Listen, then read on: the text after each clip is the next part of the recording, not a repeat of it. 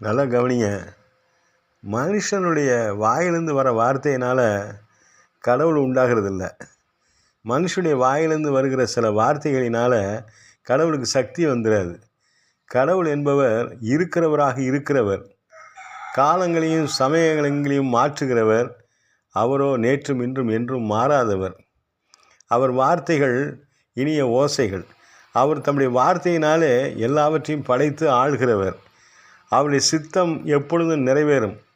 அவர் சொல்ல ஆகும், அவர் கட்டளையிட நிற்கும். சிருஷ்டிகர்த்தருடைய ராஜ்யத்திலே ஆளுகையிலே பிரவேசிப்பதற்கு நம்முடைய வார்த்தைகள் செல்லாது. அவருக்கு கீழ்ப்படிந்து அவருடைய பூரண சற்குணத்தை நாம் பெற்றுக்கொள்வதன் மூலமாக மட்டுமே நாம் தேவனுடைய ராஜ்யத்தில் பிரவேசிக்க முடியும், நித்திய ஜீவனை சுதந்திரிக்க முடியும். நாம் சொல்லுகிற வார்த்தைகள் எல்லாம் போய் ஒரு கல்லுக்கோ ஒரு பொருளுக்கோ சக்தியை கொண்டு வந்து விடாது. நாம் சொல்லுகிற காரியம் மூலமாகவோ இல்லை பெரிய பெரிய சுவர்களை கட்டுவதனாலோ அல்லது மிகப்பெரிய ஆராதனைகளை செய்கிறதுனாலோ மிகப்பெரிய பூஜைகளை செய்கிறதுனாலோ மிகப்பெரிய வழிபாட்டு முறைமைகளை செய்கிறதுனாலோ ஒரு கடவுள் உருவாக்கப்படுவதல்ல, அல்லது ஒரு கடவுளுக்கு சக்தி வந்து விடுவது அல்ல. தெய்வத்துடைய சக்தி என்பது காலங்களுக்கு மேற்பட்டது. இருக்கிறவரும் இருந்தவரும் வருகிறவரும் காலங்களுக்கு அப்பாற்பட்டது. ஆதி அந்தம் இல்லாதது தான் தெய்வம். நாமளாக உருவாக்குறது இல்லை, நாம கண்டுபிடிக்கிறது இல்லை, நாம் எல்லாத்தையும் கண்டுபிடிச்சி அதை கொண்டு வந்து நடத்துகிறது அல்ல, நம்முடைய இஷ்டத்துக்கு நம்முடைய முறைமைகளை வைத்து கொள்வது அல்ல. தெய்வம் சொல்கிறது தான் நம்ம கேட்கணுமே தவிர நாம் சொல்வதை தெய்வம் கேட்கணும், நாம் நம்முடைய வழிபாடுகள் நம்முடைய முறைமைகள் படி தெய்வம் நம்முடைய சொற்களை கேட்கணும் அப்படிங்கிறது அல்ல. தெய்வம் ஏற்கனவே வைத்திருக்கிற திட்டங்களைத்தான் நாம் நிறைவேற்ற வேண்டுமே தவிர நம்முடைய திட்டங்களை தெய்வம் நிறைவேற்ற வேண்டும் என்று நம்ம எதிர்பார்ப்பது அல்ல பக்தி.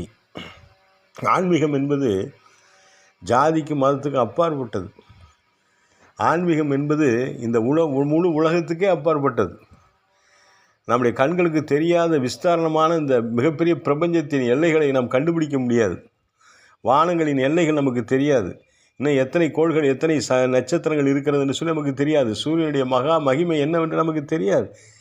ஆனால் எல்லாவற்றையும் படைத்து ஆளுகிற சர்வ வல்லமையுள்ள தேவன் கர்த்தர், அவர் மிகவும் பெரியவர், அவர் ராஜரிகம் பண்ணுகிறவர், அவர் மென்மையானவர், அவர் நேர்மையானவர், நீதியின் தேவன், நீதியை காப்பாற்றுகிறவர்.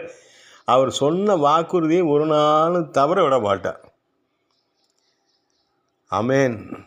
நம்முடைய ஆராதனையினால தேவனுக்கு மகிமை வருவதல்ல, அவருடைய இரக்கத்தினாலே நமக்கு கிருபைகள் கிடைக்கிறது, அவருடைய தயவினாலே நமக்கு ஆசீர்வாதங்கள் கிடைக்கிறது.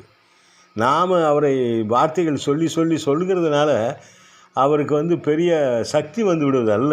அப்படி ஒரு பக்தி இல்லை உலகத்தில். நாம் அப்படி நம்பிக்கிட்டு இருக்கிறோம். நம்முடைய நம்பிக்கை அப்படி இருக்குது. ஒரு மனிதன் தேவனைப் போல பூரண சற்குணராய் மாறுவது தான் தேவனுடைய சித்தம், தெய்வத்துடைய சித்தம். அவன் பாவியாக இருப்பதை அவர் விரும்பவில்லை. அவன் பரிசுத்தம் உள்ளவனாக இருக்க வேண்டும் என்பது தான் தேவனுடைய விருப்பம். அதற்கு தான் எல்லாவற்றையும் அவர் விட்டு கொடுக்கிறார், எல்லாவற்றையும் கற்றுக் கொடுக்கிறார். இந்த வேளையில் உண்மையான தெய்வத்தை கண்டுபிடிப்பது ஒரு மனிதனுக்கு மிகவும் தேவையான ஒன்று.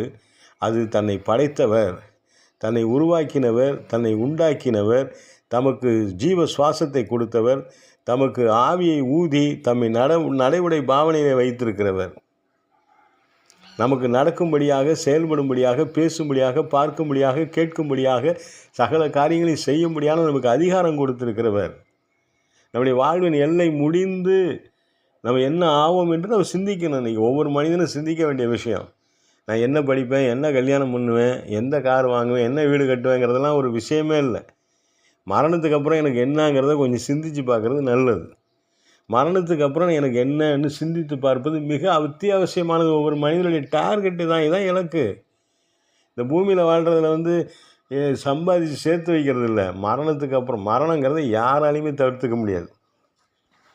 மரணத்தை தவிர்த்து தப்பிச்சு ஓடியாந்தவங்க ஒருத்தரையும் பார்க்க முடியல.